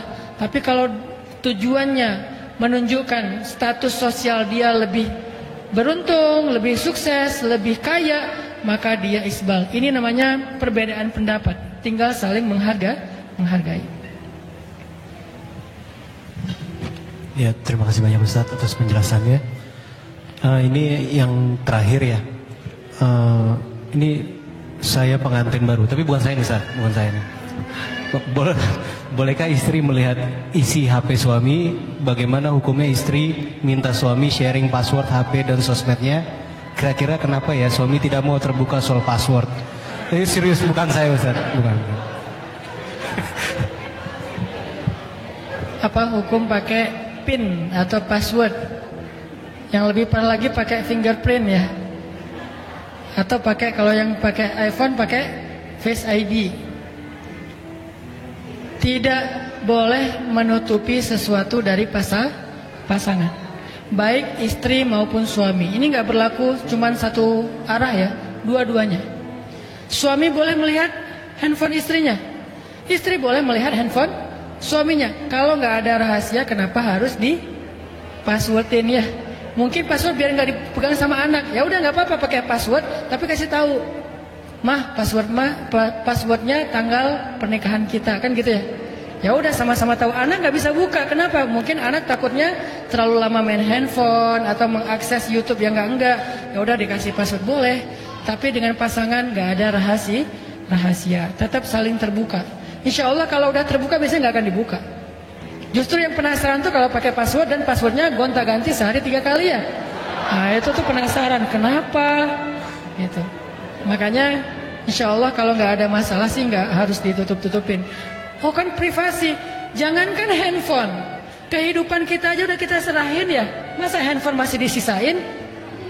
Jangankan handphone, diri kita aja, roh dan jasad kita udah kita serahkan setelah saya terima nikahnya Fulanah bintu Fulan. Masa masih tersisa kecuali handphone? Kan nggak ada akad yang kayak gitu ya. Makanya kalau yang lain semuanya udah diserahin, apalagi cuman sekedar isi WhatsApp.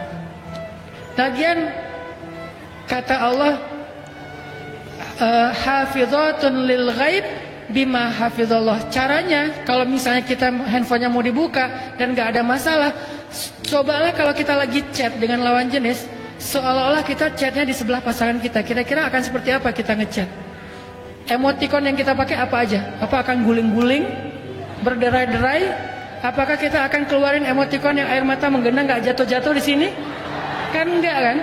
Nah, artinya kita seolah-olah ada pasangan kita. Gimana cara kita chat? Itu cara paling aman menjaga pasangan ketika kita berinteraksi dengan orang lain. Makanya dulu ada terjemahan perempuan dilarang keluar rumah. Kalau sekarang keluar rumah nggak penting, yang penting sinyal.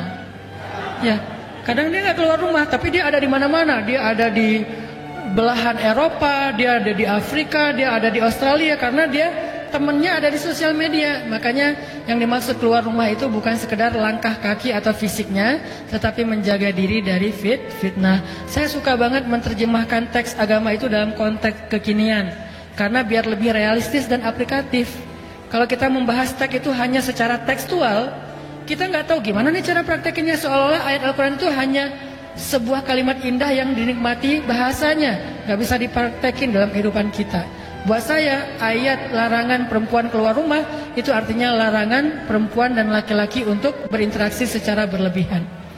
Bahkan di Al-Quran itu ada ayat tentang tutorial bumerang. Dan mungkin kita pikir ada gitu Ustaz, ayat bumerang di Al-Quran? Ada. Surat An-Nur, kata Allah, wahai perempuan-perempuan yang beriman, janganlah kalian menghentakkan kaki kalian ketika berjalan, karena itu akan membuat lekuk tubuh kalian terlihat atau fitnah. Hubungannya dengan bumerang apa? Cewek-cewek, bumerang yuk. Gitu kan? Rata-rata kan gitu kan ya? Selangkah gitu kan? Pas diposting jadinya apa? Dance. Akhirnya dia jadi gitu kan ya?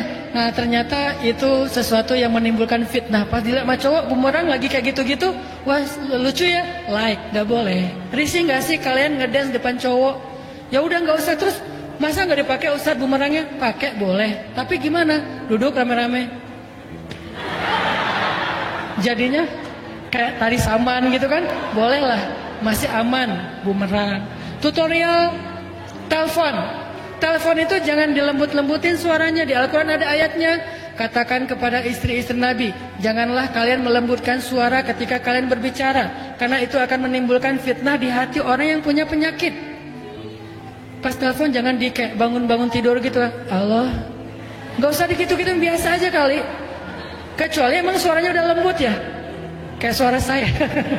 Saya tuh sering disalahpahami kalau nelpon GoFood. Ini pesannya sesuai aplikasi ya kali. Oh ya tunggu ya Bu, Bapak. Oh ya Pak. Itu udah aslinya gitu kan. Jadi bukan dilembut-lembutin gitu. Begitu juga kalau emang udah aslinya emang dia penyiar, mungkin dia mungkin seorang host atau apa, ya emang suaranya udah kayak gitu. Jangan sampai dibikin ada serak-serak bangun tidur, ada kayak manja-manja nggak apa gitu kan ya. Jangan, biasa aja. Itu ternyata diajarkan di Al-Quran. Tutorial nelpon, tutorial chat, tutorial bumerang, tutorial apa lagi, termasuk dandanan segala macam, semuanya diajarin. Mudah-mudahan dengan kayak gitu kita jadi nggak perlu lagi ngunci-ngunci handphone, karena insya Allah semuanya juga aman. Tambahan dari saya sini. Kalau tadi kan Ustadz bahas tentang pentingnya menjaga ukhuwah dengan berhusnuzon dengan sesama gitu. Nah kalau kaitannya dengan amal ibadah kita kepada Allah, misalnya gini, saya kan kita pasti semua merasa banyak dosa gitu kan. Tapi kan kita ada usaha untuk bertobat. Nah kita bisa nggak berhusnuzon sama oh ya Allah udah pasti nerima taubat kita. Jadi kita bisa fokus untuk ibadah yang lain gitu. Atau kita harus selalu merasa selalu banyak dosa jadi selalu tertekan terus gitu. Oh, sholat lagi tapi kondisinya ngerasa terus berdosa gitu. Itu gimana Ustaz? Harus satu paket. Harus balance. Di satu sisi kita harus belajar thiqah billah, percaya sama Allah. Allah itu Ghafur, Allah itu Rahim. Allah itu Maha Pengampun, Allah itu Maha Penyayang. Kita harus percaya. Itu namanya husnuzon kepada Allah. Enggak boleh kita berpikir kayaknya Allah pasti malas banget ngampunin dosa saya nih. Enggak boleh, itu suudzon sama Allah.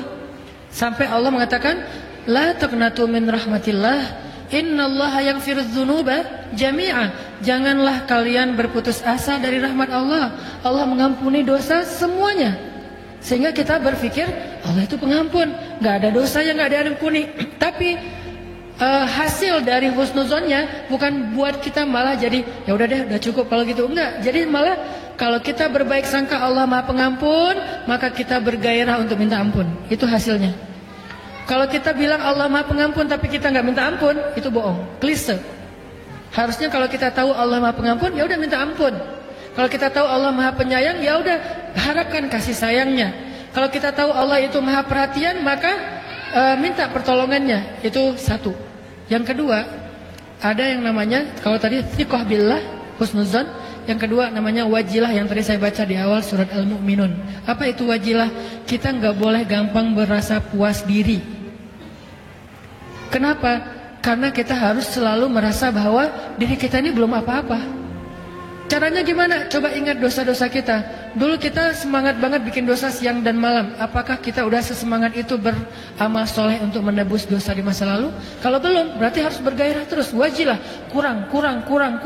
Tapi Allah Maha Pengampun, Allah Maha Penyampun. Tapi saya amalnya masih kurang. Itu satu paket. Sehingga kalau kita bisa mengambil dua-duanya secara balance, baru insya Allah disebut dengan orang yang taubatnya taubatan nasuha. Makanya Umar ketika bertaubat mengatakan, ya Rasulullah, hari ini saya akan menebus semua kejahatan saya di masa lalu dengan amal soleh, berdakwah dan membela engkau ya Rasul. Jadi azamnya menebus kesalahan di masa lalu. Dan harus selalu merasa masih kurang. Tapi Allah Maha menerima taubat, Maha Pengampun, Maha menghargai atau membalas kebaikan dengan pahala yang berlipat. Tetap ke Allahnya berbaik sangka, ke dirinya merasa belum apa-apa. Itu syarat taubatan nasuha, satu paket. Ya, terima kasih banyak Ustaz Anantaki, jazakallah khairan katsiran atas ilmunya. Mungkin Ustaz bisa ditutup dengan doa untuk kami semua Ustaz, agar bisa lebih menjaga ukhuwah kami, terutama kepada pasangan hidup kami dan juga keluarga, orang tua, anak dan saudara-saudara. Baik teman-teman semuanya, saya sebelum tutup dengan doa pengen nitip apa yang tadi udah saya sampaikan. Jaga ukhuwah di antara kita ya. Jangan sampai kita jadi mangsanya syaitan. Jangan sampai kita berhasil masuk ke dalam perangkap syaitan. Seperti kata Nabi, setan udah berputus asa membuat kita syirik. Mungkin kita rajin ibadah, tapi kita memutuskan silaturahim. Mungkin kita udah rajin ke masjid, tapi di masjid kita ngambil soft yang berbeda dengan orang yang kita gak suka kepada dia. Yang satu di pojok sana, yang satu di pojok sini. Udah masuk, tadinya udah di pojok sana, ngeliat ada dia, pindah ke sebelah sini, softnya beda. Mungkin kita ke masjid, tetapi kita bete sama imam. Kita ngerasa, ini imam ini bukan imamnya saya. Akhirnya walaupun ke masjid, kita akhirnya yang paling parah lagi bikin 2 jamaah, dan itu dosa besar. Gak boleh ada 2 jamaah di dalam satu masjid. Harus 1 jamaah. Makanya kenapa Nabi benci banget dengan 2 jamaah? Karena itu perpecahan. Jaga ukhuwah kita, terutama ukhuwah Islamiyah. Lebih luas lagi adalah ukhuwah wataniyah, sesama bangsa Indonesia. Udahlah, gak usah terlalu larut dalam perdebatan. Yuk kita fokus saja berkarya. Kita bangun Indonesia bareng-bareng dengan apa yang kita bisa. Kalau kita ngelihat sesuatu yang menurut kita nggak nyaman, maka kita boleh menyampaikan kritik ataupun nasihat, tapi tidak mencela. Tidak mencela.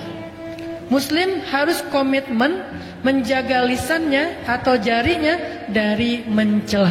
Harus komitmen. Kalau ada ustadz mencela, mungkin beliau lagi emosi, itu bukan yang perlu diteladani. Walaupun seorang ustadz mencela, nggak boleh diikuti. Kenapa? Nabi bilang gini, kalau kalian melihat seorang budak perempuan berzina, hukumlah dia dengan mencambuknya, tapi jangan cela dia. Itu hadis di Riyadhus Shalihin. Lalu kalau dia setelah itu berzina lagi yang kedua kalinya, cambuklah dia, tapi jangan cela dia. Zina loh ya. Lalu dia berzina lagi yang ketiga kalinya, maka juallah dia walau seharga seutas tali, saking murahnya, tapi jangan cela dia. Coba, 3 kali Nabi bilang jangan mencela. Padahal budak dan berzina.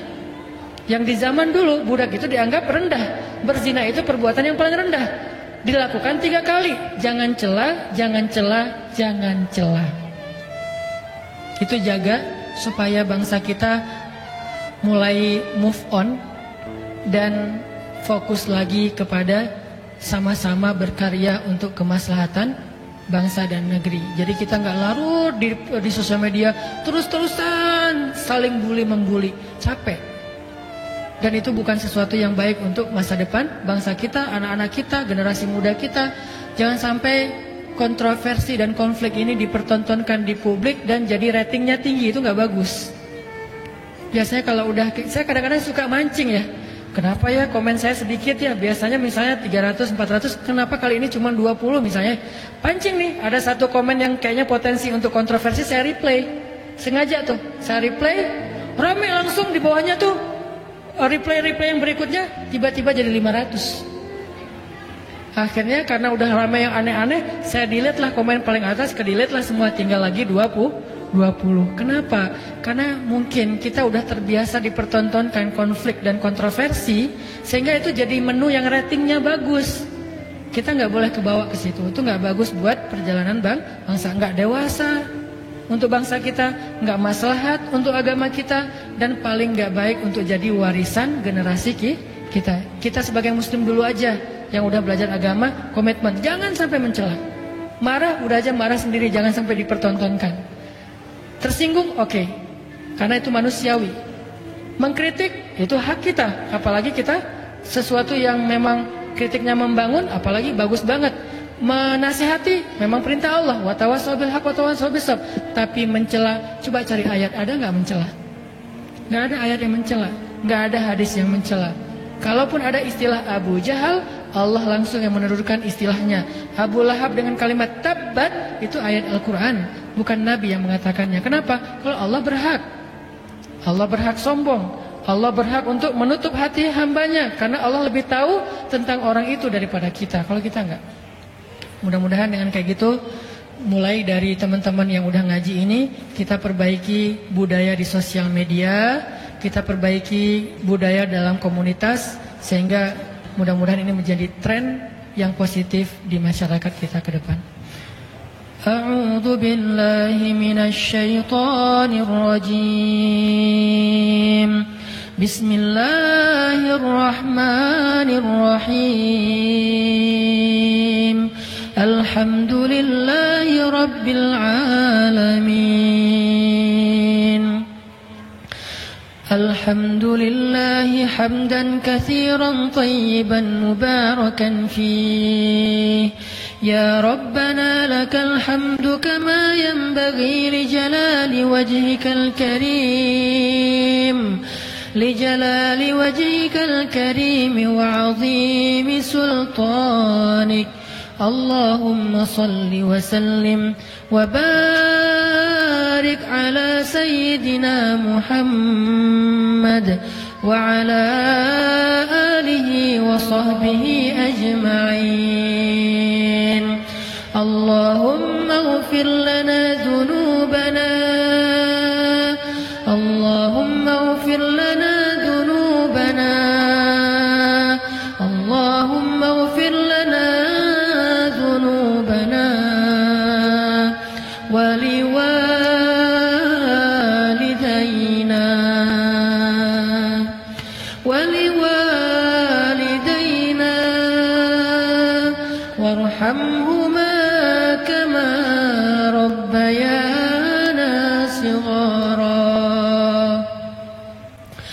اللهم أعنا على ذكرك وشكرك وحسن عبادتك اللهم اجعل القرآن ربيع قلوبنا اللهم اشرح صدورنا بالقرآن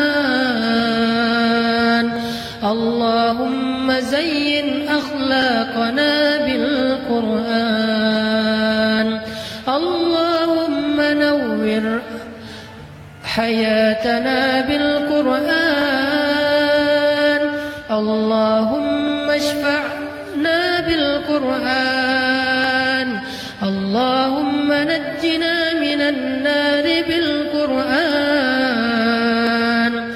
اللهم اجعل القرآن حجة لنا لا علينا اللهم إنا نسألك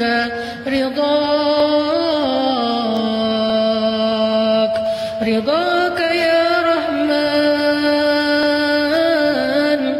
رضاك يا رحيم رضاك يا كريم رضاك يا مجيب السائلين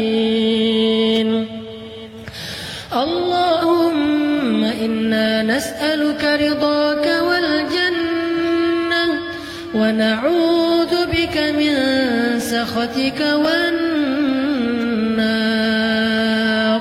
ربنا هب لنا من أزواجنا وذرياتنا قرة أعين واجعلنا للمتقين إماما ربنا هب لنا من الصالحين ربنا هب لنا من لدنك ذرية طيبة إنك سميع الدعاء.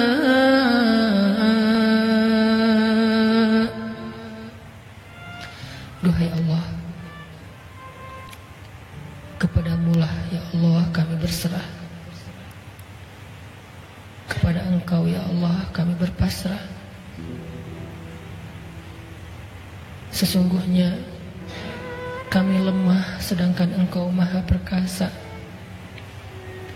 Kami bodoh ya Allah sedangkan Engkau maha bijaksana. Kami sering bingung ya Allah sedangkan Engkau yang maha memberi petunjuk. Kami kotor dan banyak dosa ya Allah sedangkan Engkau maha suci. Kami tidak berdaya ya Allah sedangkan Engkau maha kuasa. Kami penuh dengan keluh kesah sedangkan Engkau maha mampu melakukan apa yang Engkau inginkan. Engkau yang berkehendak. Jika Engkau menghendaki sesuatu, Engkau katakan kun, maka dia pasti jadi seperti yang Engkau kehendaki. Kami sadar betapa kami tidak bisa apa-apa tanpa-Mu ya Allah. Kami sadar kami tidak berdaya tanpa-Mu ya Allah. Kami sadar kami pasti hilang arah tanpa bimbingan dari-Mu ya Allah. Kami sadar dan merasakan betapa kehidupan kami adalah pemeliharaan-Mu ya Allah. Engkau yang telah memberikan kami rezeki malam dan siang. Engkau yang telah memberikan kami hidup. Engkau yang telah membesarkan kami, menciptakan kami, memberikan kami pasangan dalam hidup kami, keluarga bagi kami. Segala sesuatu tentang hidup kami adalah pemeliharaan-Mu ya Allah. Maka kami berserah diri kepadamu. Kami serahkan segala urusan hidup kami kepadamu. Kami sampaikan segala keluh kesah kami kepadamu. Semua kami punya masalah ya Allah. Sebagian dari kami mungkin hampir berputus asa dengan masalah dan ujiannya. Berikanlah kami pertolongan-Mu ya Allah. Berikanlah kami bimbingan-Mu ya Allah. Berikanlah untuk kami keajaiban dan mujizat-Mu ya Allah. Ya Allah, kami adalah hamba-hamba-Mu yang sedang belajar untuk bertaubat. belajar untuk mendekat kepadamu setelah sekian tahun menjauh darimu, belajar memperbaiki diri setelah sekian tahun melakukan dosa dan maksiat di hadapanmu. Bimbinglah perjalanan hijrah kami ya Allah, agar kami sampai kepadamu. Bimbinglah perjalanan hijrah kami ya Allah, agar kami tidak berputus asa di tengah jalan. Bimbinglah perjalanan hijrah kami ya Allah, agar kami istiqomah. Bimbinglah perjalanan hijrah kami ya Allah, agar kami sampai kepadamu dalam keadaan selamat. Ya Allah, kadang hati kami pernah merasa condong kepada dosa-dosa yang sudah coba kami tinggalkan. Maka genggamlah hati kami, jangan Engkau lepaskan genggaman-Mu ya Allah. Karena kami takut seandainya ketika hati itu condong kepada dosa, kemudian kami memperturutkannya dengan melakukan dosa di hadapan-Mu, dan itu adalah hari terakhir kami hidup di dunia, maka kami akan mengakhiri hidup kami dengan su'ul khatimah. Kami pernah mendengar hadis Nabi yang mengatakan, seseorang yang menghabiskan hidupnya dengan berbuat baik, dengan beribadah dan beramal solih, sampai jarak dia dengan surga hanya sejengkal saja, tetapi pada akhir hayatnya dia kemudian melakukan dosa, kemudian dia sombong, kemudian dia berputus asa terhadap ujian darimu, maka kemudian dia melakukan kesalahan yang besar, dia syirik kepadamu, akhirnya dia menjadi penghuni neraka. Tapi ada juga seorang hamba yang menghabiskan hidupnya dengan berbuat dosa, siang dan malam sampai jaraknya dengan neraka hanya sejengkal saja, tetapi di akhir hayatnya dia bertaubat dengan taubat yang sebenar-benarnya, lalu dia menjadi penghuni surga. Duhai Allah, bimbing kami sampai akhir hayat kami. Meskipun sekarang kami sedang belajar untuk mendekat kepadamu, tetapi kami tidak ada yang tahu seperti apa akhir dari kehidupan kami. Jika takdir di akhir hayat kami itu baik, maka jagalah itu untuk kami ya Allah. Jika takdirmu untuk di akhir hayat kami itu buruk, maka jadikanlah dia menjadi lebih baik ya Allah. Duhai Allah, satukanlah hati di antara kaum muslimin, agar mereka menjadi bersaudara seperti Engkau persaudarakan Muhajirin dengan Ansor. Jauhkanlah kami dari perpecahan, jauhkanlah umat kami dari pertikaian, karena kesombongan antara satu dengan yang lain, karena perbedaan pandangan tentang urusan-urusan agama. Jangan sampai membuat kami berpecah belah ya Allah. Hadirkan kesabaran, kelapangan dada, dan kedewasaan bagi kami dalam beragama, dalam berukhuwah, dalam bersaudara dengan saudara-saudara kami yang seiman. Jaga juga ya Allah hati kami, satukan hati kami sesama bangsa Indonesia, agar kami yang sama-sama mengaku cinta dengan Indonesia ini mampu sama-sama membangun negeri yang kami cintai ini. Karena Indonesia adalah amanah darimu. Dia bukan hanya warisan dari nenek moyang kami, tetapi adalah amanah dari langit, amanah dari Engkau, dan Engkau jadikan kami khalifah di muka bumi ini. Jangan sampai kami justru merusak negeri yang telah Engkau amanahkan kepada kami karena pertikaian di antara kami ya Allah.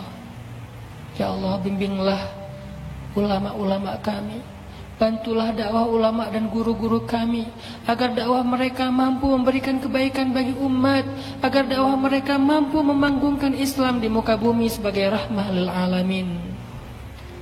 Ya Allah, berikanlah petunjuk-Mu kepada pemimpin-pemimpin kami, agar mereka menjadi pemimpin yang takut kepadamu dan pemimpin yang adil kepada rakyatnya, mencintai rakyatnya seperti mencintai anak-anaknya ya Allah.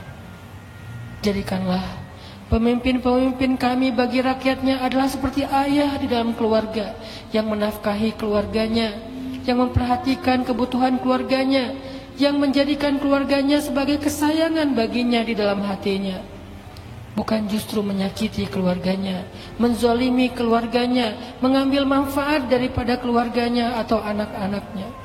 Jadikanlah bangsa Indonesia seperti sebuah keluarga yang sakinah, mawaddah, warahmah. Ya Rabbana,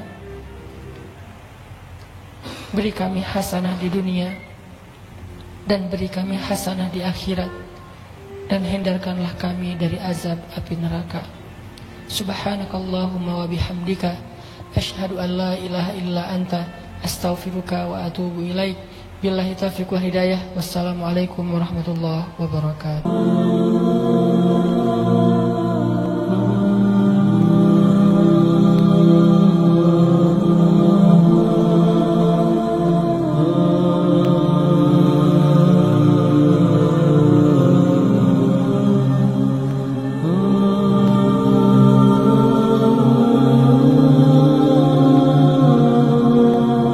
Apa mahar kita untuk istri kita atau untuk suami kita sebelum kita ketemu dia?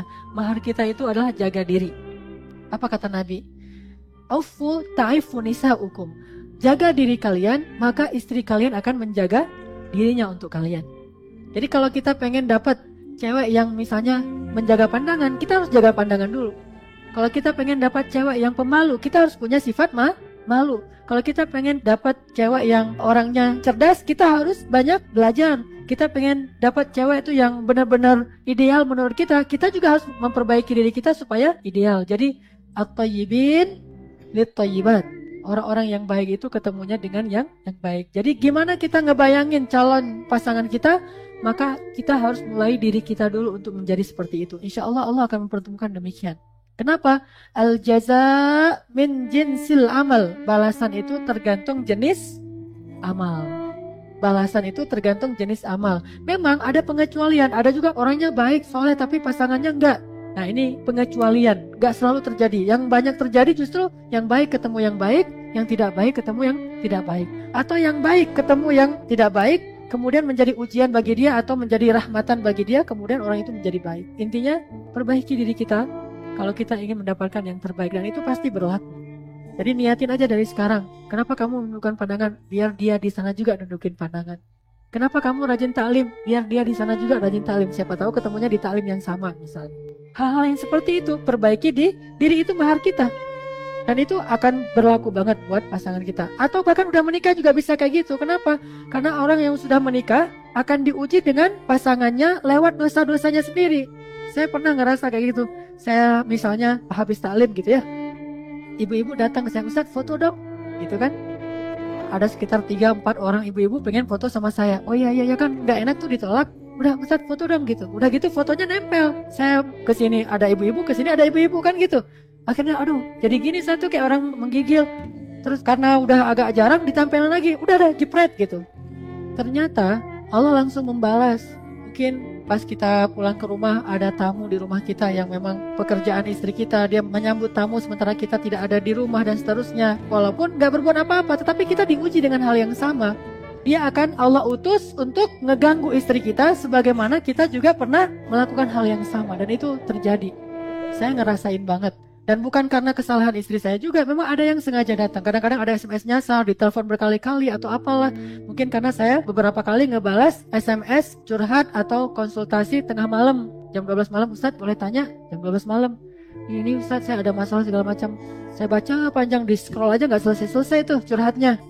Udah gitu dibalas, balasnya diladenin terus jadi panjang, larut gitu. Gak ada niat apa-apa tapi jadi larut. Ternyata nanti ada aja yang ganggu istri atau gimana aja, pokoknya ada aja yang kayak gitu-gituan.